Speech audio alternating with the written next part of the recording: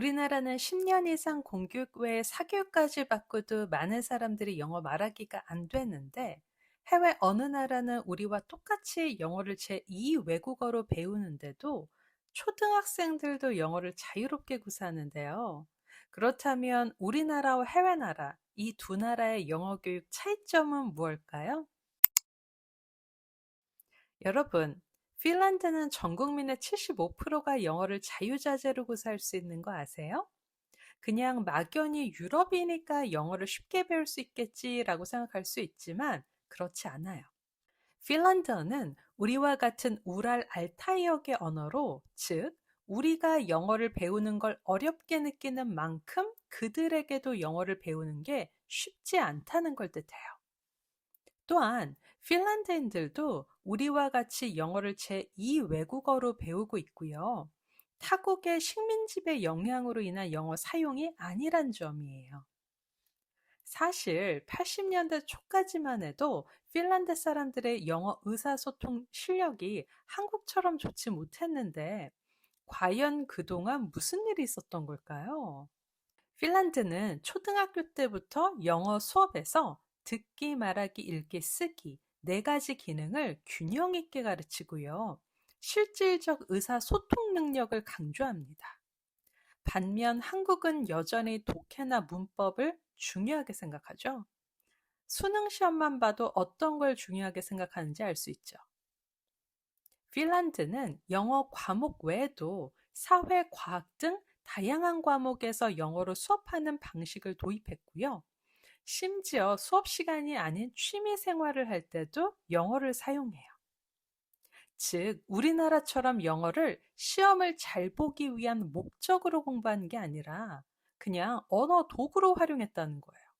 TV, 영화, 도서 등 다양한 매체에서 모국어 번역 없이 영어를 접하면서 자연스럽게 영어를 습득합니다. 즉, 매일 집에서 TV만 봐도요, 영어 귀가 뚫리는 환경이 조성이 돼 있어요. 하지만 우리나라는 어떻죠? 해외 플랫폼인 넷플릭스 볼 때도 한국어 자막을 켜놓고 보는 게 현실이죠. 여러분, 핀란드가 영어에 성공한 이유를 아시겠나요? 초등학생부터 80세 할머니까지 영어를 자유자재로 할 수 있었던 핵심은 바로 영어로 생활을 하는 겁니다. 반면 우리는 영어 하면 공부해야 한다고 생각하잖아요. 각 잡고 인터넷 강의 풀 패키지 구입하고 학습지 구독하거나 영어 학원에 등록을 하는 등 뭔가 돈하고 시간을 들여서 공부를 하는 반면 영어를 잘하는 나라에서는요, 그냥 생활 자체를 영어로 하면서 공부가 아닌 자연스러운 습득을 하고 있었던 거예요. 그렇다면 자연스러운 습득 방법은 어떻게 이루어질까요? 어느 언어학자의 이야기를 예를 들어 설명해 드릴게요. 그가 뉴욕 대학에 근무하던 시절 옆 아파트에 일본 가족이 이사를 왔는데요. 4살짜리 일본 여자아이에게 영어를 가르친 일을 하게 됩니다. 본인이 언어학자이니 얼마나 포부가 컸겠어요? 모든 지식을 총동원해서 소녀를 가르치게 됩니다.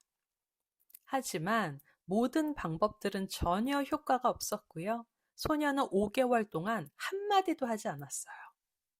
그러던 어느 날 소녀는 영어로 말을 하기 시작했는데요.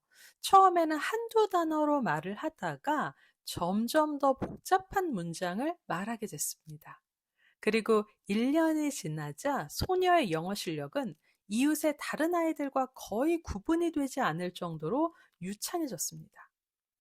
이 언어학자는 일본 소녀가 말을 하지 않았던 5개월을 침묵의 기간이라고 말하고 있는데요. 사실 소녀는요, 5개월 동안 듣고 있었던 거예요. 자신이 이해할 수 있는 말들을 골라내고 있었던 겁니다. 우리도 일본 소녀처럼 미국에서 24시간 영어에 노출되는 환경에 놓여 있으면 좋겠지만 현실적으로 이거 어렵잖아요. 그래서 가장 효율적으로 할 수 있는 방법은 자신이 이해할 수 있는 내용보다 약간 높은 수준의 컨텐츠, 즉 내 수준보다 1 정도 높은 컨텐츠를 계속 접하게 되면 침묵의 기간을 지나서 영어가 폭발적으로 늘게 되는 거예요. 반면 본인의 수준보다 너무 어려운 컨텐츠를 보는 건 꾸준히 하기 너무 어렵습니다. 영어는 무엇보다 중요한 게 꾸준한 반복인데 말이죠. 여러분, 이거 제가 말한 거 아니에요. 21세기를 대표하는 언어학자 스티븐 크라센의 입력 가설을 바탕으로 말씀드린 거예요. 그에 져서 읽기 혁명에서는 이걸 이해 가능한 입력을 통한 언어 습득이라고 하는데요. 그러니까 학습자는 본인이 이해 가능한 내용보다 살짝 높은 수준을 꾸준히 접했을 때 침묵의 기간을 지나서 비로소 습득이 된다는 거예요. 그리고 무엇보다도 책 제목처럼 읽기의 중요성을 강조했는데요. 특히 자발적으로 읽는 자유 읽기가 언어 능력을 키우는데 가장 효과적이라고 말했습니다. 읽기는 언어를 배우는 최상의 방법이 아닌 유일한 방법이라고 할 정도였으니까요. 저는 이 말에 완벽히 동의하는데요. 왜냐하면 저 역시 당시엔 몰랐지만 이 방법으로 영어를 습득했거든요. 저뿐만 아니라 핀란드인들과 일본 소녀가 영어 말하기에 성공한 이유가 바로 영어를 공부하지 않고 습득했다는 거예요.